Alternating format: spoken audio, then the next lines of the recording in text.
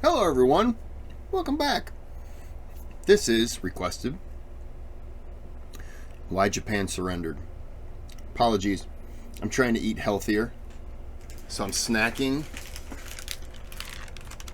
on a tray of veggies. Don't mind that ranch in the middle, that's supposed to be there. How else are you supposed to eat that stuff? Right? So, we're going to go ahead and get into this. I'm going to snack because it's just what I do. Some people don't like it. You should turn away. Before I go any further, thanks to everyone for the 1,000 subscribers. And I'm going to sometime set up a like a live stream, sit around, talk, maybe watch some videos, whatever. But until then, if you'd like to donate to the channel, you can through the thanks button. You can donate if you want to. If not, I'm still making videos. So, but I just want to say thanks to everyone for getting me to this point. Just keep on going. So let's get into this video. Have you ever heard of George Pickett? He was a general, perfume enthusiast, war criminal, and person in the wrong place at the wrong time, ordered to carry out the disastrous charge that would forever have his name attached to it at Gettysburg. I visited his grave. If anyone's curious, I do have a picture on a couple videos where I show the grave. It's a pretty nice little monument he has. Postwar, there was a fascination in the U.S. over the defeat there. And, as you can imagine, Pickett was often asked what he thought was the cause of this huge defeat. But whenever asked, his reply was always the same. I think the Yankees had something to do with it. Yeah.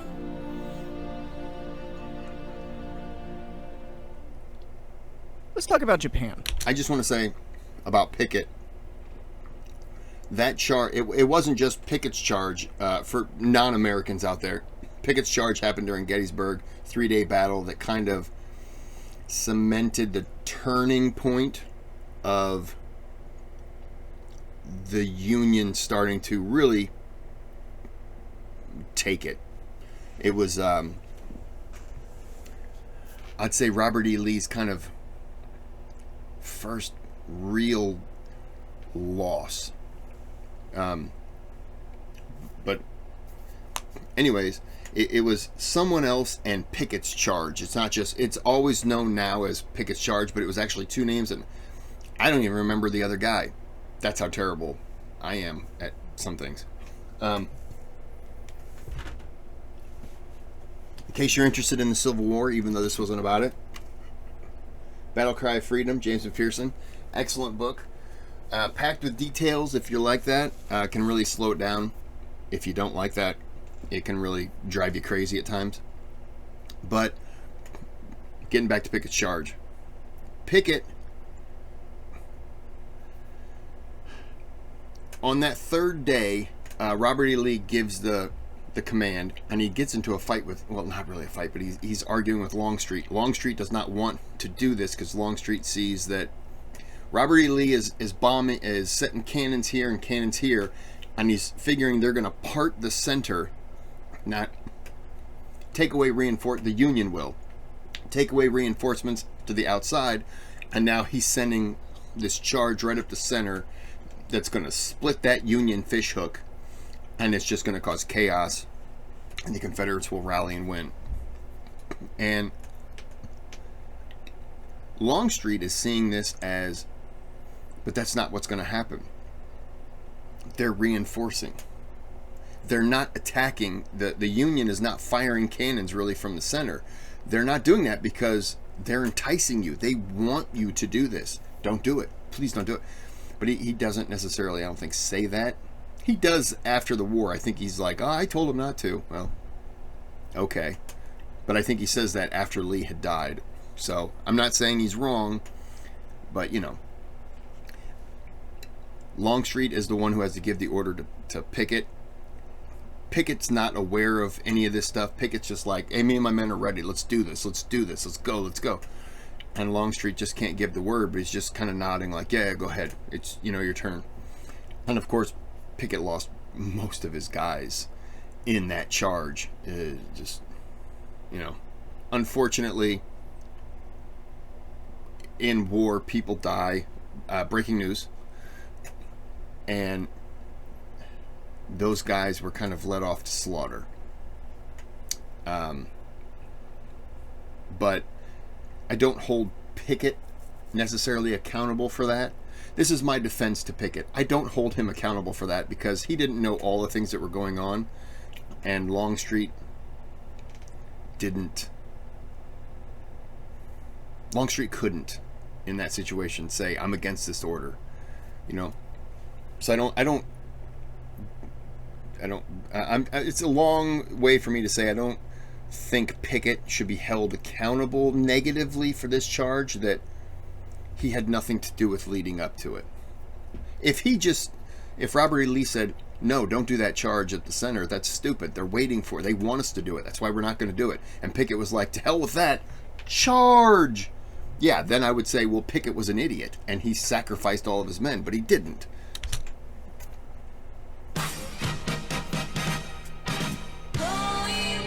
So if you know one thing about the Japanese in World War II, it's their reputation to not give up.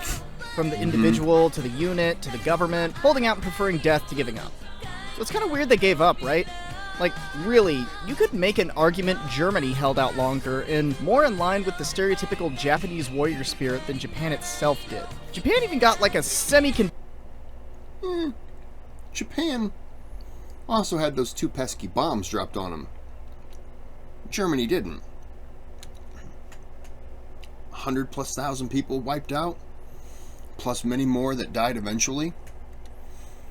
I mean, that to me goes a lot further than just whatever. Additional surrender and peacefully welcomed an occupation, whereas Germany. So how did that happen? And that.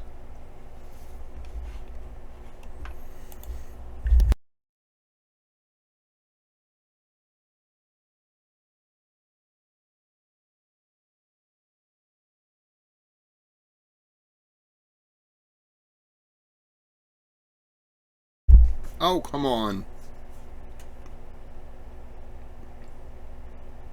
Really?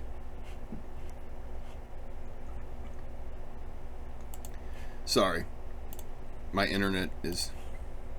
I have fiber optics. So how did that happen? And that question, for some reason, has become this huge point of debate recently. Well, more like a year ago, but this is when I'm getting to it. And it's very dumb because it's turned into this monocausal debate of the true cause of Japan's surrender. But here we go. So there are 2 arguments. Most people believe that it was the dropping of the 2 atomic bombs that scared Japan into surrendering. That is this camp's be-all, end-all point, given that on August 6th, one was dropped, showing Japan that the US had the capability, with the second dropped on the 9th, confirming that it wasn't some kind of one-off thing, and inferring that it could literally be done until there was no one left. Or they gave up.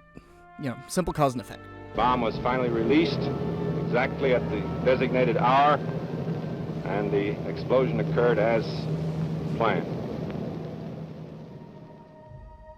The other big one is that Soviet intervention caused Japan's surrender. The story from that point of view goes, a bomb is dropped August 6th, Japan doesn't respond and doesn't care, but on August 9th, the Red Army invades Manchuria, and then the Japanese surrender, and they just kind of ignore the other bomb. Now, I'm gonna let you in on a secret. Both these takes are dumb. Seriously, whenever people discuss the surrender of Japan and make their case, it always involves the most flagrant use of cherry-picking I have ever seen and ignoring certain facts. And I'm not even including all the counterfactuals when you expand the conversation to the morality of all of it, which, to be extremely clear, is not what this video is about. This is a whole different conversation. We are just talking about what got Japan to quit. I'm not going into that. Real fast, I watched Oppenheimer. Today's Saturday. I watched it Thursday. That was good. It's 3 hours, but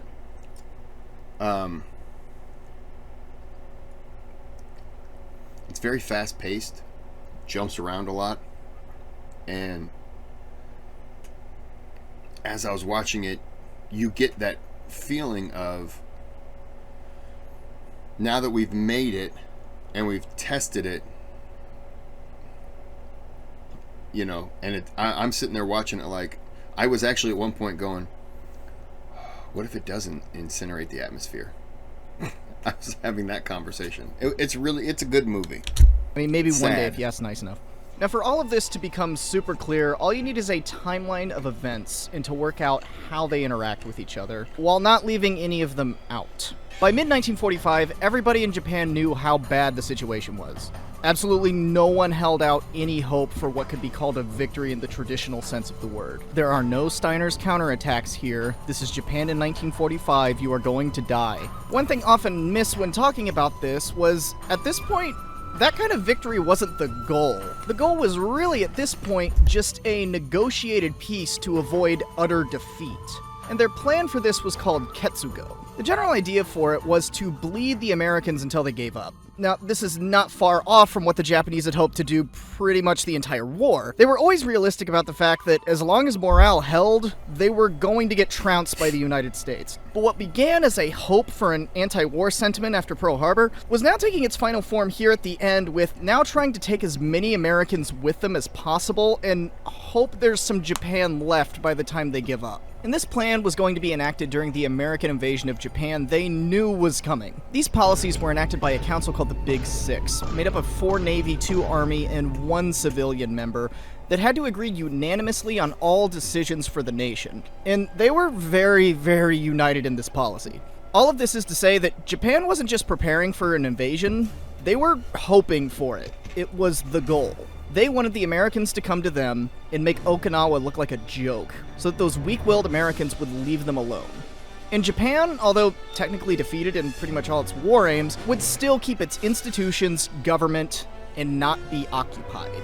And until August of 1945, to the Japanese, it looked like that was going to pretty much have to play itself out. But then in the course of less than a week, all of that changed. On August 6, 1945, Little Boy was dropped on Hiroshima and destroyed it. But surprisingly, for being the first people to have the literal power of the sun harnessed against them, the Japanese response was actually pretty muted. The Big Six and the government were not really impressed at all. Japan had a nuclear program during World War II. Although it wasn't successful, it gave them a really good idea of how Herculean a task it was to create one of these things. And so for those who actually believed it was a nuclear device, they figured there was no way there could be more than one. The Army and Navy's opinions were even more extreme, with the Army flat out denying that it was a nuclear weapon, demanding more evidence, and the Navy essentially saying, "That's neat. Do it 5 more times and I might be scared." And as far as official responses from the Japanese government, there was nothing. Fast forward to 3 days later, the Red Army invades Manchuria with fantastic success, essentially rolling over the Kwangtung Army and its allies. As you can imagine, this was not ideal. Japan had been doing everything it could to not provoke the Soviet Union this entire war after 1939. And people in the Japanese government had actually been really hoping that the USSR might be convinced to mediate peace talks between they and the US. Peace talks with terms the US would never accept, but nonetheless. But although they were now fighting large country number 4 at this point, there was still no move to action from the government. Upon hearing the news, Army Chief of Staff, this guy, pretty much dismissed it out of hand, saying that, yes, this is an unwelcome development, but this does not invalidate Ketsugo, essentially saying, hey, if the Soviets want to land too, it's all killing allies to me.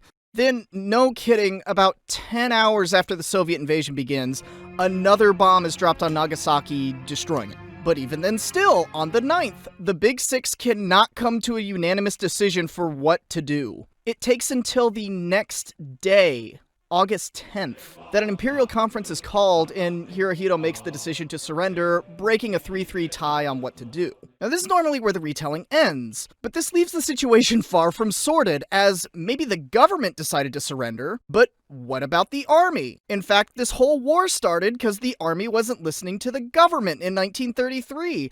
There's absolutely no guarantee that they're going to go along with this. In fact, right after the decision, General Kawabe's deputy chief of staff was asked by another senior general, what if the officers don't follow the order? To which he said without hesitation in his diary, yeah, A lot of them probably won't. And after that, just like he predicted, 2 of the 3 Japanese area army commanders, one in China and one in Southeast Asia, declared that they would not stop fighting. On top of this, there was actually a coup by a bunch of middle-ranking officers to steal the surrender declaration recording Hirohito made, and probably to kill pro-peace government figures and possibly even try to take control of the emperor himself. Now, the whole thing was horribly planned and had no chance of success, but it goes to show that the government saying, "we give up," is not the end of the story. Skipping ahead, on August 15th, Hirohito's surrender declaration is played to the Japanese people. Now, it mentions only the atomic bombings and not the invasion of Manchuria by the Soviet Union. This has been used by those who argue the bombs solely ended the war as evidence for the fact that the Soviet Union played no part. But it makes sense. I've heard, kind of going with this, and I don't remember where I heard it, that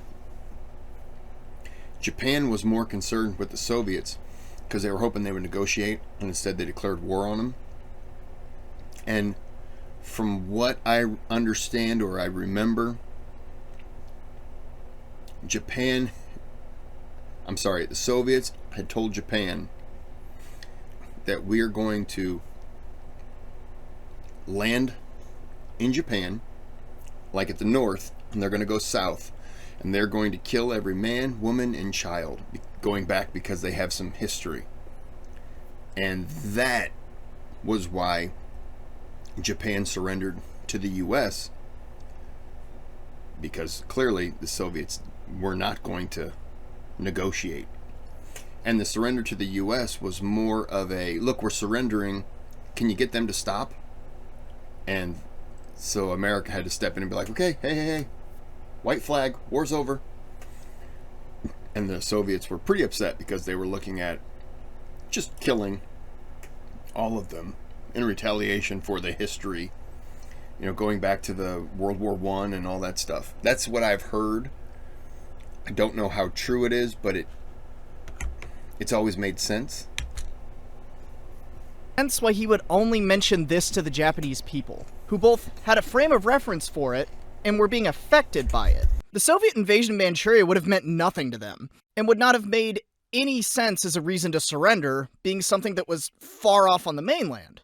The opposite was the case everywhere else, though. Although Japan had officially surrendered, the army just flat out refused to stop fighting the Soviets in many sectors. This, as you can imagine, would be a political nightmare, and could only go on for so long until your enemies just no longer believe that you're actually trying to surrender and start thinking that this was probably just some trick to buy time. So on August 17th, a shorter speech by Hirohito was given to call the military itself to surrender. And although the tone of both speeches are very similar, the call to action is over the Soviet intervention, with the bombs not being mentioned at all. But this also makes a lot of sense, because it is directed at people who aren't in Japan, and are bearing the brunt of fighting all these enemies abroad. To the individual commanders, hearing about Hiroshima and Nagasaki would have been an incredible non-issue given 2 things. One, cities have been destroyed before. This was another firebombing of Tokyo by a different name. They had to be thinking, we were fine with that when it happened, how was this any different?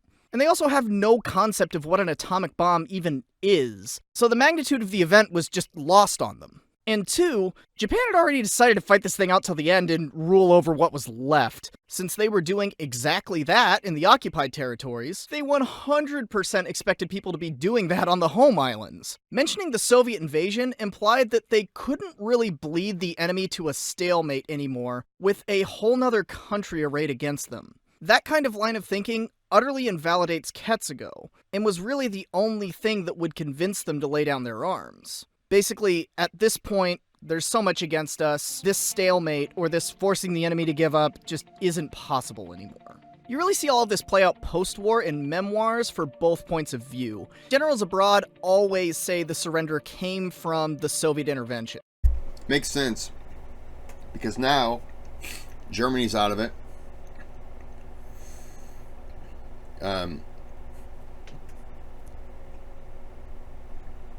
Oh my goodness. Mussolini. Italy. Wow. They're done.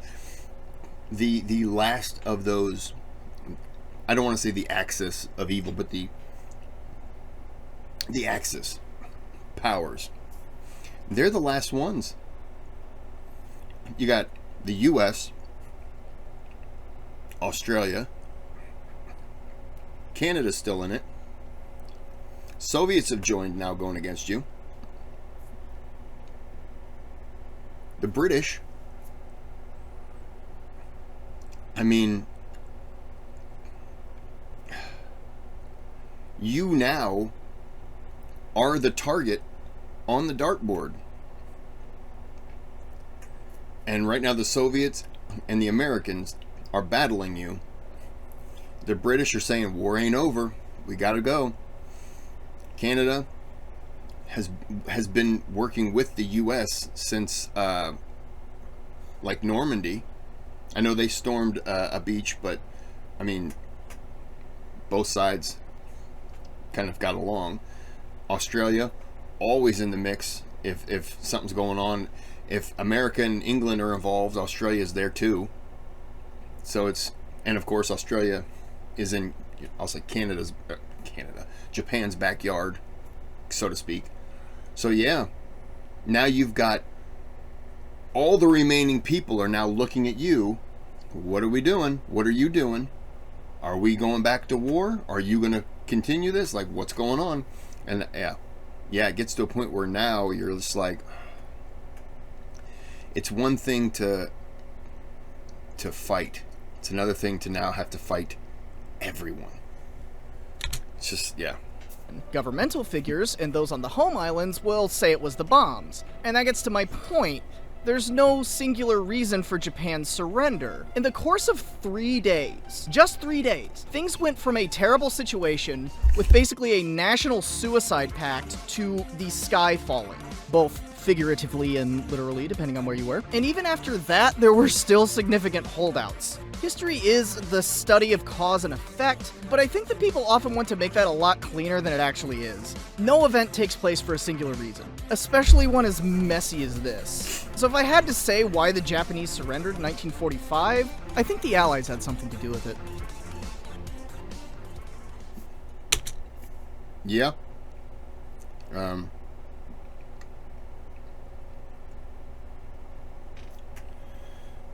Yeah. What is happening? I hit pause. Stop. Oh my goodness. What are we doing? One of the most classic and iconic ways to carry a firearm. What do you think the pause button does? It shuts you the hell up. Yeah. Is with a shoulder rig. Yet most gun owners know there aren't many options when it comes to... Is that what we're doing now? We're just ignoring people who pause? You know what? I don't like this ad anymore. I'm gonna block this ad. So anyways, that's that video. Yeah, I think it's just kind of the combination of you're the last one, and now everyone's looking at you. The bombs certainly helped end the war. Soviets certainly helped in terms of making them see, okay. And I think all the other countries involved are now going, okay, we got to go to Japan, we got to invade. And I think it's just you're trying to bleed the enemy to get better results for yourself. You got to look at it and say, well, that's out the window now. Does anyone know what Japan said when they heard Hitler died? I'm curious what they would have thought then. I wonder what the emperor would have thought when he heard, yeah, okay. Because it couldn't have been good. It had to have been like, oh no. Because as long as Germany's in there, Germany's the kind of the number one target. And you're the last one standing. So I'm going to go ahead and end this here. As I said earlier, if you feel like contributing to the channel, great. If not, understand. And until the next time, have a good day, have a good night.